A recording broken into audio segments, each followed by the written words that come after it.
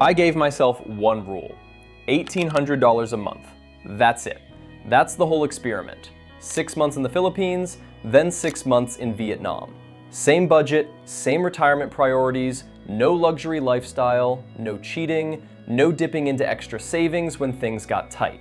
The Philippines gave me something Vietnam simply couldn't: a real, formal retirement visa pathway and almost no language barrier standing between me and daily life.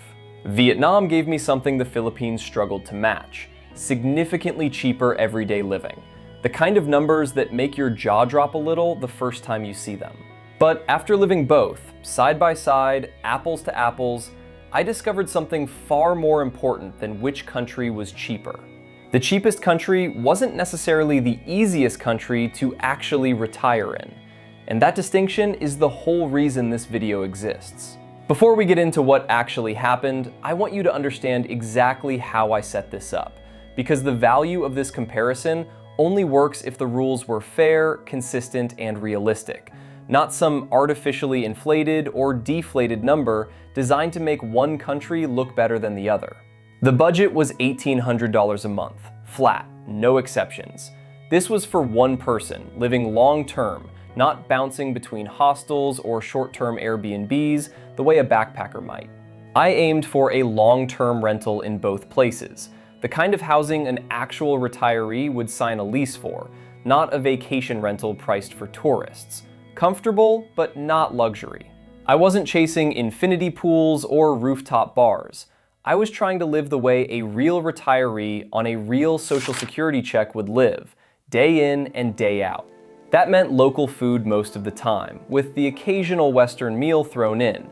Because, let's be honest, most Americans aren't going to eat rice and noodles for every single meal for 6 straight months without craving a burger eventually.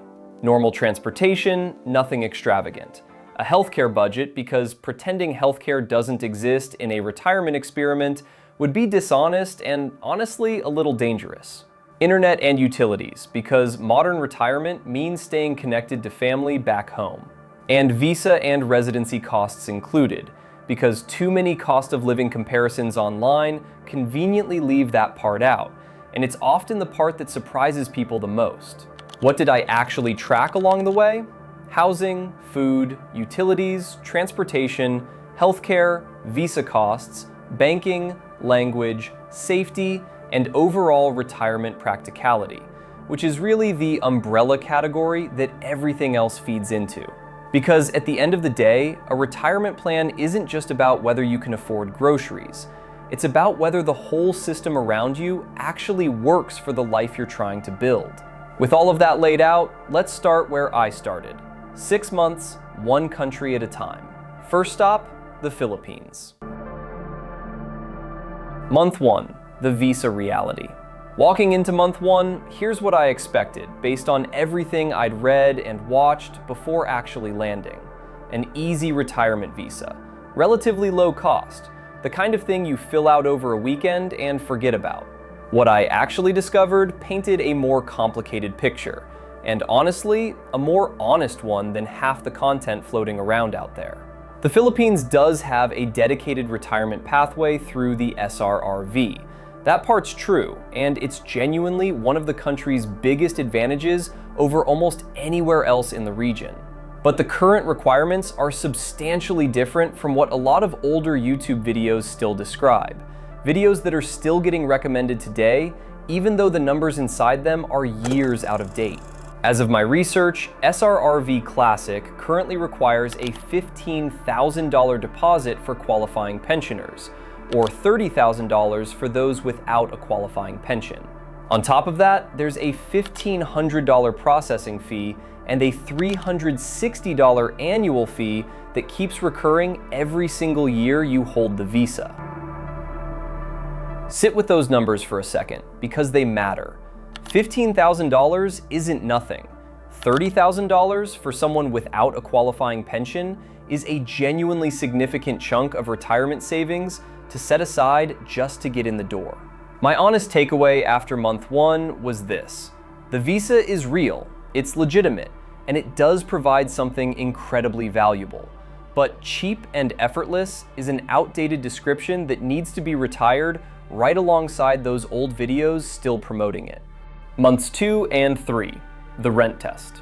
With the visa reality settling in, I moved into what I'd call the rent test, splitting my time between Cebu, Manila, and a couple of secondary cities to get a real range instead of relying on just one data point. I compared one-bedroom apartments across all of them, and I made sure to compare expat districts against local neighborhoods specifically, because that gap turned out to be enormous. An apartment marketed toward foreigners, sitting in a building full of other expats, can cost 2 or 3 times what a nearly identical unit costs just a few blocks away in a neighborhood locals actually live in. Electricity became a major, unavoidable variable the moment air conditioning entered the picture.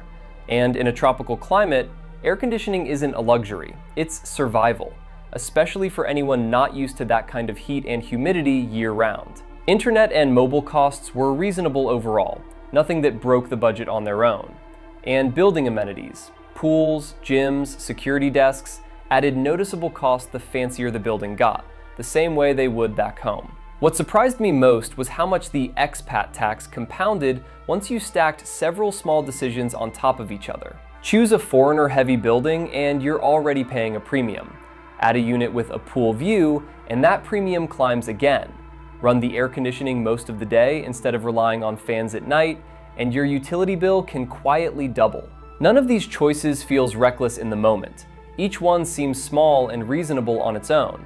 But by month 3, I could clearly see 2 very different versions of living in the Philippines emerging from the exact same city, sometimes from buildings standing just blocks apart from each other. The realization that crystallized for me during these 2 months was simple but important. Yes, cheap housing genuinely exists in the Philippines. That's not a myth. But location and quality changed the calculation dramatically, to the point where 2 people could both say they're living in the Philippines on $1,800 a month and be describing 2 completely different financial realities. Month 4, healthcare.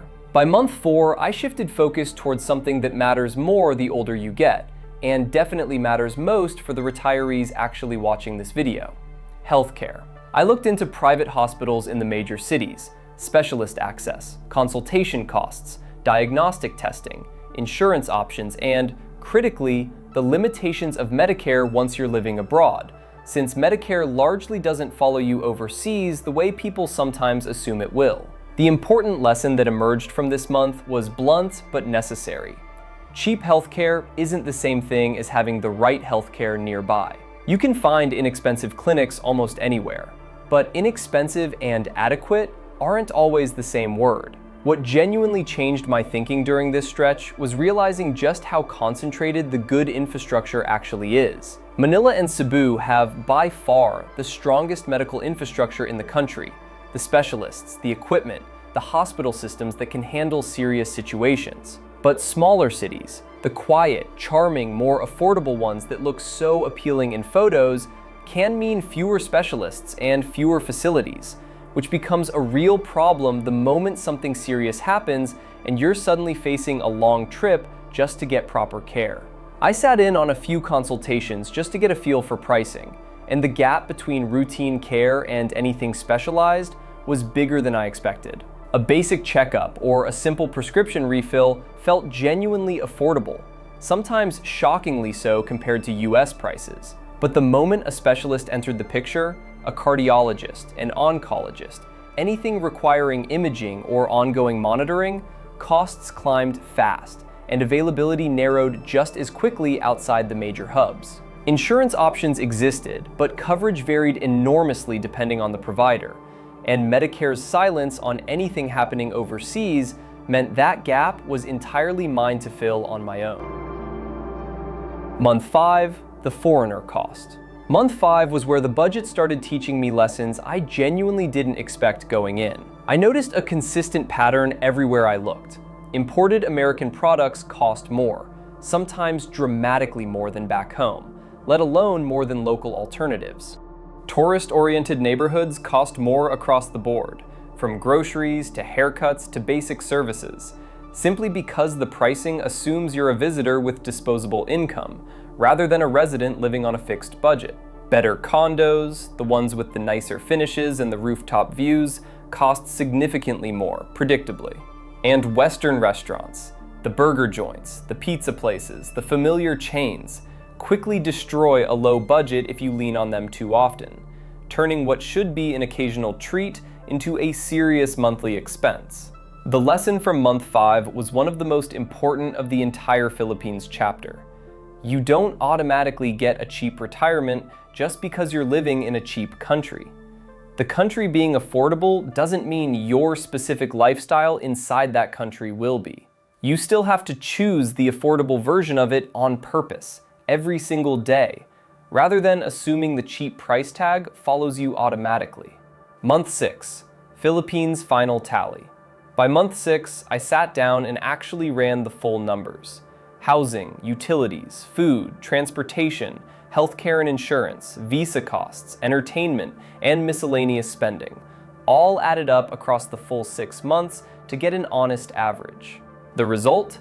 $1,800 a month was possible, genuinely possible, but it was lifestyle dependent in a way that surprised me. Meaning the moment you drift toward the expat district apartments, the Western food, the tourist conveniences, that number starts slipping out of reach fast. So what were the Philippines' clear strengths after 6 full months of living it, not just researching it? English, spoken almost everywhere, removing a barrier I honestly hadn't fully appreciated until I compared it to what came next. A real retirement visa, flawed and pricier than advertised, but real and legally solid. A large, established expat community that made the social side of retirement genuinely easier. Familiarity for Americans specifically, in ways big and small, from the way businesses operate to certain cultural touchpoints shaped by history. And private healthcare in the major cities that could genuinely stand up to serious situations if needed. And the weaknesses? Electricity costs, driven largely by air conditioning, ate into the budget more than I expected. Imported goods remained a consistent trap for anyone craving a taste of home. Traffic, especially in Manila, ate up time and patience in equal measure. Regional healthcare differences meant your city choice mattered enormously for long-term peace of mind.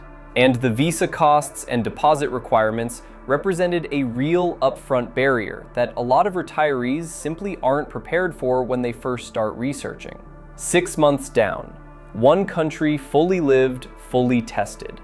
Now it was time to pack up and see how the other half of this experiment would play out. Vietnam, months 7 through 12. Month 7, the visa problem. Walking into Vietnam, I expected the experience to be simpler than the Philippines, purely because I already knew the everyday living costs were lower. Lower cost should mean simpler, right? Wrong. What I actually discovered flipped that assumption almost immediately. Vietnam has no dedicated retirement visa equivalent to what the Philippines offers through the SRRV. Nothing built specifically for retirees looking to settle long-term. E-visas can be issued for up to 90 days, which sounds workable at first glance, until you realize that's a tourist-length stay, not a retirement foundation. Long-term residence requires establishing another legal basis entirely. Something separate, something more complicated, something that takes real research and planning rather than a straightforward application. The realization that hit me hardest during month 7 was this. Vietnam is genuinely cheap to live in. That part of its reputation is completely earned.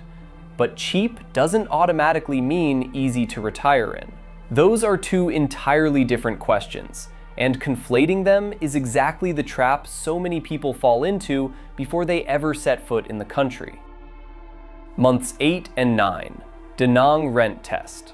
I based most of my housing research in Da Nang, comparing a 1-bedroom apartment in the beach area against a similar unit closer to the city center, to get a real sense of the range available. Modern apartments, it turned out, could still be genuinely affordable, nicer than I expected for the price, with clean finishes and decent amenities, especially compared to what similar money would get you back in the Philippines. Utilities remained manageable throughout, without the same electricity shock I'd experienced dealing with air conditioning demands elsewhere. On the food side, I compared local restaurants, local markets, coffee culture, which, if you haven't experienced Vietnamese coffee culture, is genuinely one of the underrated joys of living there, against the cost of Western food options for comparison's sake. And for transportation, I tested Grab, taxis, and simple walking, since Da Nang turned out to be a genuinely walkable city in a lot of areas. What really drove the point home was doing the math side by side, apartment for apartment, meal for meal. A beachfront one-bedroom in Da Nang cost noticeably less than a comparable unit tucked away from the water in Cebu, and it came with amenities I hadn't expected at that price point. A pool, a gym, sometimes a rooftop view thrown in without pushing me anywhere near my ceiling. Meals at local spots regularly came in under $2 or $3, and even indulging in coffee shop culture a few times a week barely registered against the monthly total. It wasn't that Da Nang felt cheap in a run-down way. It felt like genuine value, the kind that let the budget breathe. The surprise that stuck with me most from these 2 months was simple. $1,800 suddenly felt like a much larger budget than it had in the Philippines. Things that felt tight or carefully managed before started feeling almost generous here. Month 10, healthcare reality. Healthcare came next, and I approached it with the same seriousness I had in the Philippines, because this isn't a category retirees can afford to treat casually. What I discovered was a mixed but genuinely encouraging picture. Modern private hospitals do exist in Vietnam, and some of them offer care that holds up to international standards. But, and this is a pattern you're probably noticing by now across both countries, the best facilities are concentrated in the major cities. International standard care is available, but it's not evenly distributed across the whole country. And for serious conditions, specialist treatment might require traveling to a major city, or in some cases, leaving the country altogether for the level of care needed. What I made a point not to assume, based on some of the more casual claims I'd seen online before arriving, was that healthcare is cheap everywhere in Vietnam, or that every city offers the same medical quality. Neither of those assumptions held up under real scrutiny. The lesson I walked away with was direct, and frankly applicable well beyond Vietnam. Choose the city based on healthcare before you choose it based on beaches. The view from your balcony matters a lot less than what's available to you the day something goes wrong. Month 11, banking and money. Month 11 brought a category I honestly hadn't given much thought to before this experiment, but it turned out to matter more than I expected. What I discovered was that banking requirements depend heavily on your immigration status. Short-term visitors, people on those 90-day e-visas, have noticeably fewer convenient banking options than someone with a more established long-term legal status. Foreign cards and ATMs remain genuinely important for a lot of newcomers, simply because opening a full local account isn't always straightforward without the right documentation and status in place. And the lesson here was clear. Don't build your retirement plan around assumptions about simply walking into a bank and opening a local account on day one, because the reality is often more layered than that. The bigger lesson underneath all of this was one that connects directly back to the visa problem from month 7. Visa status affects more than immigration paperwork. It ripples outward into everyday financial convenience in ways that aren't obvious until you're actually living inside the system. Month 12, Vietnam final tally. By month 12, I ran the same full accounting I'd done for the Philippines. Housing, utilities, food, transportation, insurance, visa and immigration costs, banking, and miscellaneous spending, averaged across the full 6 months. The result was clear, and honestly not surprising by this point. Vietnam wins the raw cost comparison, decisively. The everyday numbers were simply lower across nearly every category. But, and this is the part I want you to really sit with, that's not the whole story. Winning on cost and winning on retirement practicality turned out to be two very different competitions. The trap both countries share. Here's the big reveal of this entire experiment, the thing I didn't fully understand until I'd lived both halves of it back to back. The trap isn't cheap living.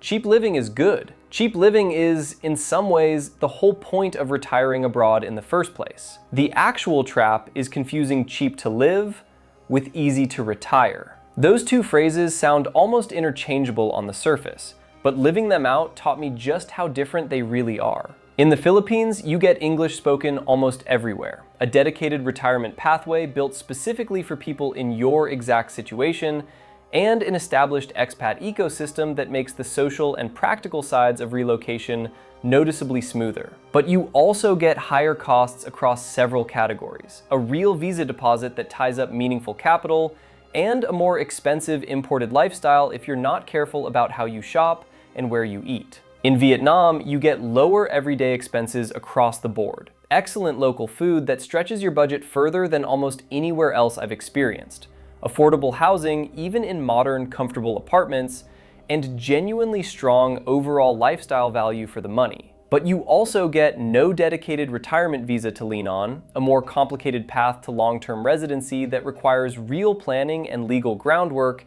and a greater language barrier that touches everything from grocery shopping to doctor's visits. Neither trap is fatal. Neither one means you shouldn't consider these countries.